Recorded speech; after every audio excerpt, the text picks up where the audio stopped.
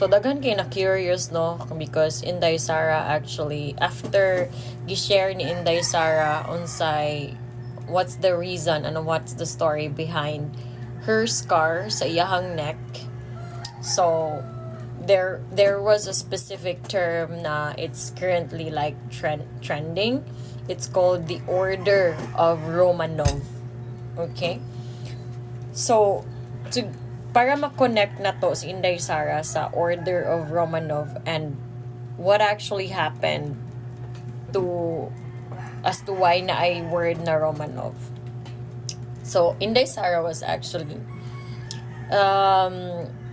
she's a very powerful figure, a very powerful opposition with a very undisputable reputation when it comes to good governance, very opposite sa bangag nga administration karon. So as naturally it's only natural na makita siya as the number one enemy sa mga Marcoses because she's everything that they are not.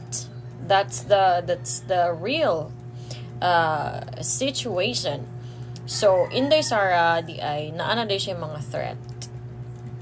Right? Nana siya mga death threat not only for her but for her entire family. So na ay mga tao daw na nag-observe kung asa sila nagpuyo, asa sila ga-rent, asa eskwela ang mga bata, like studying their behavior. And there was like a certain people na close kay Sara who are also concerned sa iyang well-being na naghatag og tip niya to be careful because the Order of Romanov was already given. So meaning there was already an assassination plot not only to kill her but to kill her entire family including her children. Diba? Inana ka alarming. Murag nasa salida, okay? Inana ka salbahis ato ang current administration. Atong current government, which is actually dili na siya kahibong because this kind of thinking is only a logical thinking of drug addicts, right? And we all know Marcos is a drug addict. If not, subject yourself to hair follicle test now. Okay?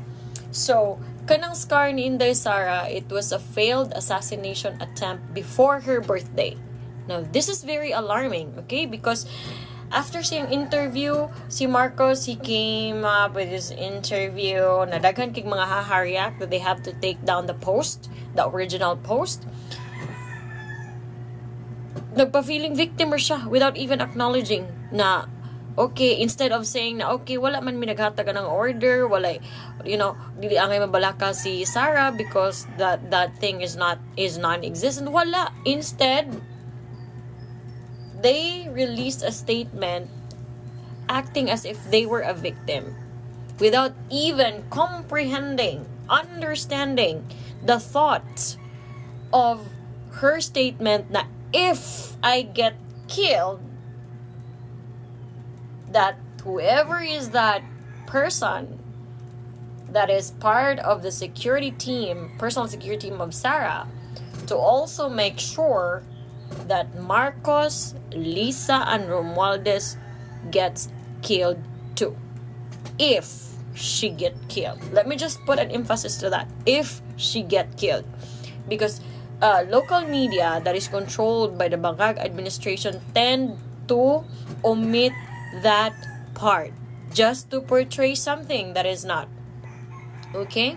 Now, Romanov actually came from it's an incident. It was like an assassination of the whole family, of a Russian family called like the Romanov. So Nicholas Romanov and his family were actually killed in July 16 to 17, 1918. So they were like part of the government that was taken down by the Bolshevik revolutionaries. So masyag kung sa simple pa nga istorya, si Nicholas Romanov is a government official nga na-dethrone by the opposition of the government. And when the opposition of the government came into power, they were isolated in a mansion controlled by the Bolshevik revolutionaries. So they were there, allegedly, supposedly, for like more like of an isolation, and there were like demands na ibutang i-trial si Nicholas Romanov, because of course they were like the previous government that got overthrown by the opposition. So it's kind of normal for those things to happen, actually. But the eerie thing was that the Bolshevik revolutionaries actually ordered to kill the entire family of Nicholas Romanov, including the children. So I remember reading a book when I was younger. It's not it's actually a novel. It's called Anastasia Syndrome, but it was inspired from the Romanov family assassination. So they were actually headed to the basement, and they were all killed there. So gi-trick sila na moadto sa basement para kuno for protection or to hide from the enemies, and then dito sila gipang pusil tanan. And then it went on for years and years. Government were denying that there was a murder, and there were a lot of people claiming there were a lot of people claiming to be as they were like the Romanov descendant or the family. And then but later on figure out to establish that it was an assassination, a murder of the entire family. So if na assassination plot or whatnot, when you say Romanov order, it means an order to assassinate the entire family. Now, one thing, okay? As a private citizen, na pugos na lang na mag-public sa account right now, kas makasuka na gyud ka sa kangilad, kabasura, o kapesting yawa sa gobyerno, sa pamalakad ni Marcos, o sa iyang mga kakampi na mga crocodile, o mga kurakot, o mga NPA, o si Romualdez nga ambisyoso kaayo nga wagi mo butar ni mo dong tinuod lata na jud kay ka og papel.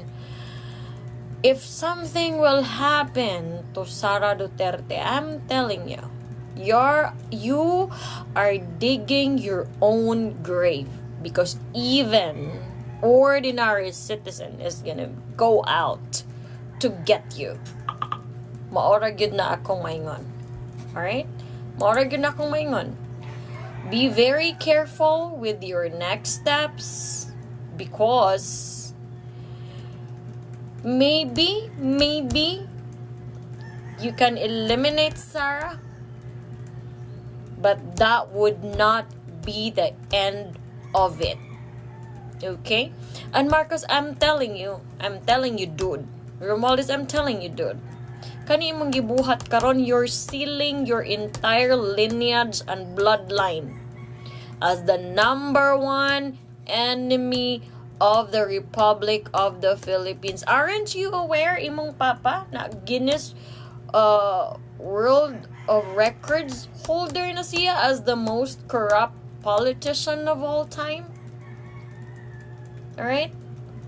Baga siguro kagagnaong, dili na ka madutlan o kuan ka ng bashing ba kay ngano imong utok guba na kaayo sa cocaine. Guba na kaayo. So, do not hurt Sara. Okay? That would be your worst decision. Make sure na si Romualdez o ang imuhang mga kaalyado, they will not touch Sara. Because it's gonna be a war against every Filipino.